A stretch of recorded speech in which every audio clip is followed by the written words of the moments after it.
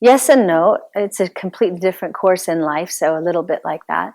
Um, Learning curve. Um, I feel like a fish out of water sometimes, but more than that, it's just exciting to have a story that's bound, that other people can read, and that is done ecologically. And that's something I can just stand behind all day.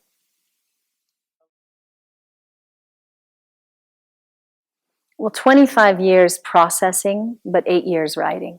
And I'm a binge writer. I write solidly for 3 months and then I put it away. And then I get it back out and I forget to eat and sometimes don't sleep as much. And I write and write and write and then I put it away, catch up. So I think I'd like to change that, actually, that habit, make it more sustainable and balanced, but we'll see.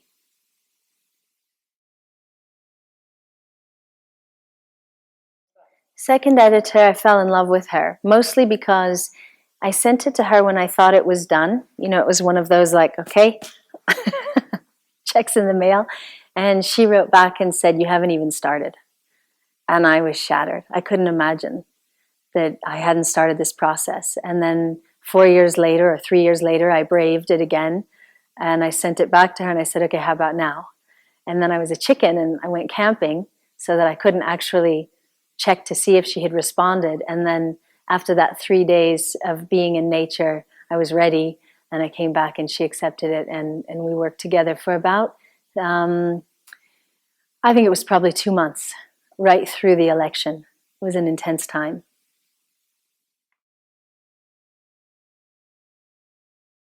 Yeah, I think just recognize, I just wasn't quite certain how it was going to feel to actually stay sedentary for the number of hours that's required when you have to write something. There's so many distractions. You want to get up 1,000 times and eat or go outside and weed, but you have to sit.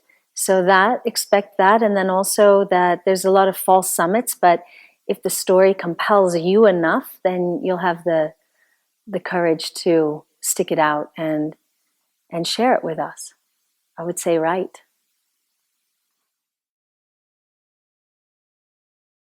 Uh, maybe poetry, possibly this other. I don't know. I'm not sure.